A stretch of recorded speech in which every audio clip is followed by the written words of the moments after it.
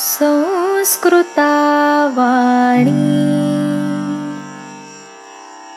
Akshara.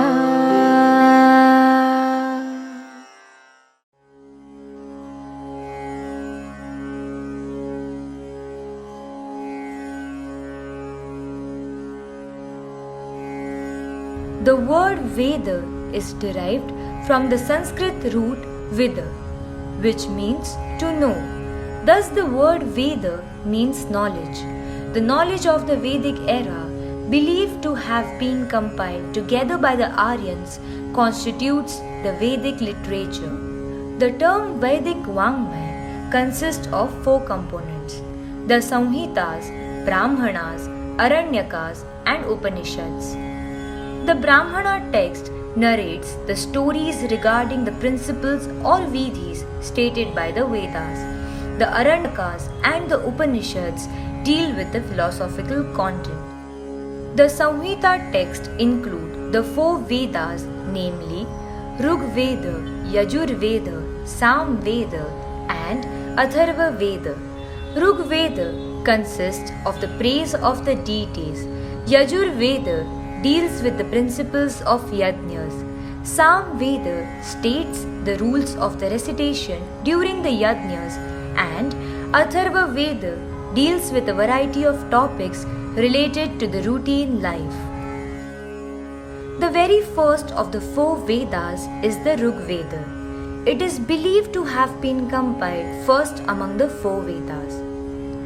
Rucham Vedah iti Rig Vedah. It states that the Rig Veda is the collection of ruks. Ruk is the stanza, which is the smallest unit. Combination of these ruks form a sukta. Sukta, also called as hymn, is the praise of the deity. It is derived from su plus ukta, meaning that which is well stated.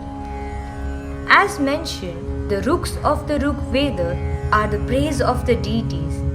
These are used in the rituals as stated by the Yajur Veda and sung in accordance with the rules of Sam Veda. One cannot proceed with the study of the Vedas without the knowledge of the deities. The praises and rituals stated in Rig Veda are addressed to the deities so that the deity would fulfill the desires, and hence praises are sung to please them. Therefore, one can find most of the suktas or hymns in the Rig Veda dedicated to some or the other deity, while a few are secular addressed to the other entities.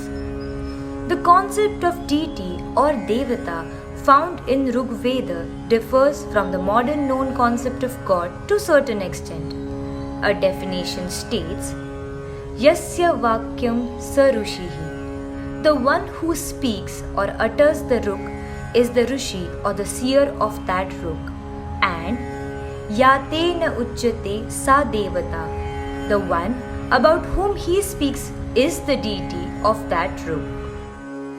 Hence, the entity to whom the sukta is addressed becomes the deity or devata of that sukta. Then, who are the devatas in Rig Veda? The word devata is derived from the root diva, which means to shine or glow or to have lustre. It can be observed that the primitive man was attracted to brightness and shining elements in the nature like sun, fire, lightning, etc. And hence the word devata was used. It can be learned from many world traditions that the words meaning deities were derived from the roots which mean to shine or glow. For instance, Deus in Latin, Zeus in Greek, Devas in Ruthenian tradition, etc. The foremost concept of deities were related to luster and brilliance in many world mythologies. For the primitive man, nature was wondrous. It was benevolent and favorable to him. Hence, he had immense respect towards the nature. However, at the same time, man also feared it. Due to his fierce form, he knew that life was possible only if the nature was favorable, and if it took the fierce form, everything would be destroyed. And hence, the relation between the nature and man was that of respect, gratitude, fear, and dependence. So man praised the nature so that it continues to be favorable to him and fulfills his desires. And on the other hand, he praised it to pacify its fierce elements. The praises in the Rig Veda are indicative of this gratitude towards the nature. Man considered the nature as superior to him and thus bowed down to it. As said earlier, man found brilliance and brightness in the nature attractive. May it be fire, sun, moon, lightning, or other forms, it came as a wonder to the primitive man. These various forms of brightness help man in many ways, giving warmth, light, protection from animals, etc. He might have also later realized that the eatables that he obtained from the forest fire are better than the raw ones. In the beginning stages, man did not know the art of creating fire. Hence, the thought of keeping the available fire with him must have occurred. As more and more usages of fire came forth, it became very important. And so, we find Agni as prominent deity in the Rig Veda. Similarly, man realized that the nature functions in a peculiar order.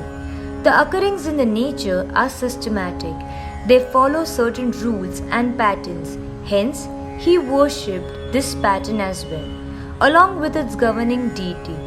While praising the nature, man established his connection with the nature by superimposing certain human characteristics on the natural phenomena.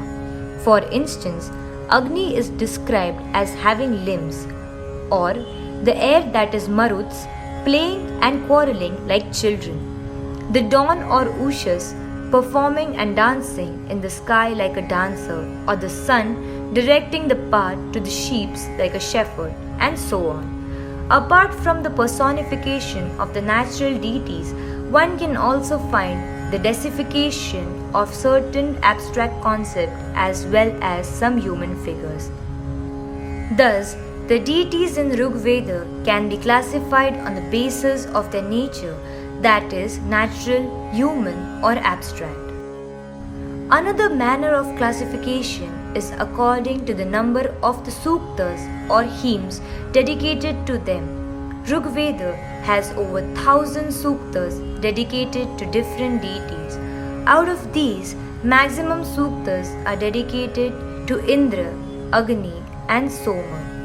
Thus, they become the most prominent deities of the Rig Veda. Then are the Varuna, Ashwina, Marut, etc. Next in the row of prominence are Ushas, Savitru, and others. And then follow the Vayu, Rudra, Vishnu, etc. The third kind of classification is according to the place where the deities reside. The deities are categorized as situated on the earth, Prithvi, sky, Antariksha, or heaven, Swarga. Each category is further stated to have 11 deities. So, on the earth, Agni as the main deity and 10 different types of Agni. In the sky, Vayu as the main and 10 other forms of Vayu. And in the heaven, Aditya as the main and its 10 forms. Thus, this classification leads to a total of 33 varieties of deity. Moving further, the fourth criterion of classification is according to the civilizations in which they are found on the global level. The study of comparative mythology explains the similarity in the deities from different civilizations. Based on this, the deities are divided as Indo-European, Indo-Iranian, and Indian. The span of composition and compilation of the Rig Veda has been a very long one, and so the development in the concept of deity can be found throughout the expanse of this Veda.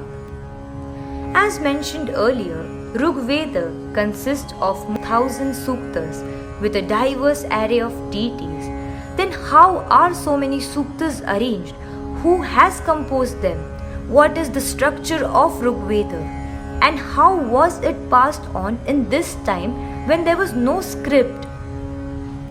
To find out, keep watching Abhidnya Vedana, a project by Team Aksharaa.